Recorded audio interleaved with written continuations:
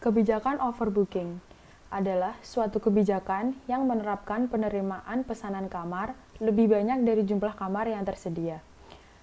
Disebabkan sering terjadinya no-show atau pembatalan tanpa pemberitahuan. Contoh dari kebijakan overbooking yaitu hotel dengan 100 kamar, 20 kamar akan dijual kepada walk-in guest, sedangkan 80 kamar akan dijual kepada reservation guest. Dari data yang tersedia, sebanyak 10% sampai 15% adalah no-show. Berdasarkan perhitungan tersebut, diterapkanlah kebijakan overbooking, yaitu dengan menerima pemesanan sebanyak 88 kamar, 80 plus 10%, atau 92 kamar, 80 plus 15%. Dengan demikian, akan terjadi no-show 10% sampai dengan 15%. Dengan demikian, bila terjadi no-show 10% sampai dengan 15%, maka kamar yang terjual masih bisa dipertahankan sebanyak 80 kamar. Kebijakan ini mempunyai risiko tinggi. Jika semua pemesan datang, maka akan kekurangan sebanyak 8 sampai 12 kamar. Risiko ini harus diantisipasi sebelumnya, agar tidak terjadi miskomunikasi antara pegawai hotel dan customer. Yield management adalah suatu metode yang digunakan untuk menjual jenis kamar yang tepat kepada tamu yang tepat, dengan harga yang tepat dan pada waktu yang tepat. Aplikasi yield management mencoba untuk memaksimalkan room rate ketika demand melebihi supply. Ketika supply melebihi demand, berusaha memaksimumkan tingkat hunian kamar, sekalipun pada tingkat harga rata-rata. Langkah keberhasilan pelaksanaan konsep yield management adalah penekanan peranan SDM yang memungkinkan sistem ini berjalan. 1.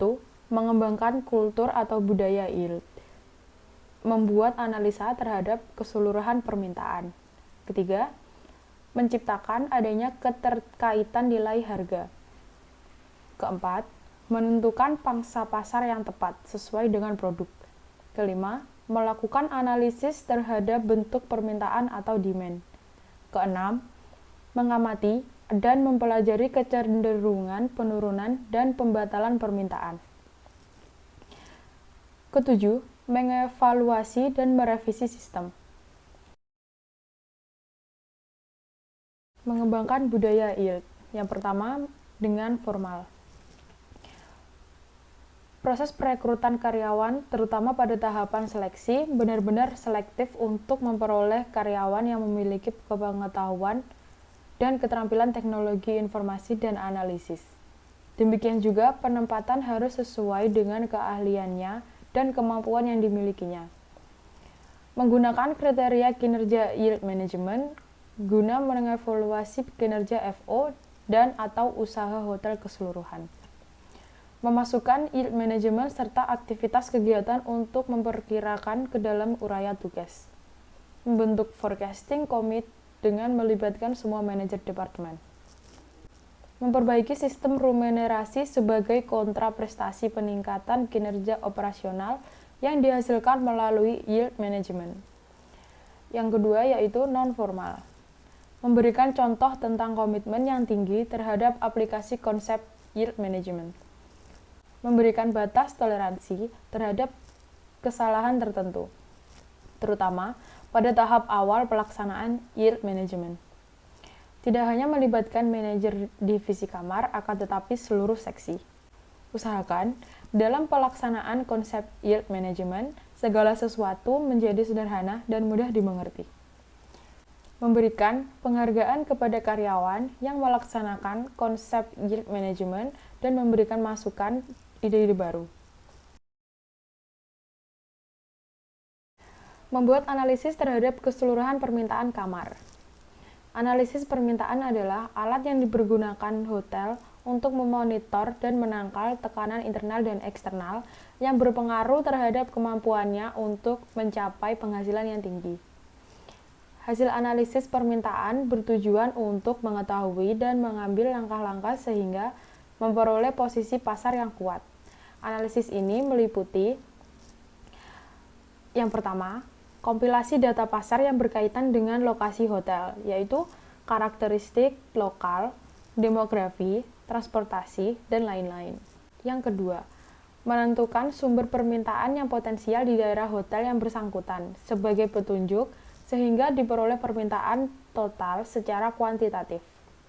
Yang ketiga, mengidentifikasi pesaing dan keuntungan relatif yang dapat diperolehnya. Yang keempat, mendapatkan informasi tentang kekuatan dan kelemahan baik yang dimiliki hotel pesaing ataupun hotel sendiri. Yang kelima, membedakan pangsa pasar utama seperti tamu grup dan transient bisnis. Yang keenam, perkiraan permintaan kamar baik secara finansial ataupun non-finansial.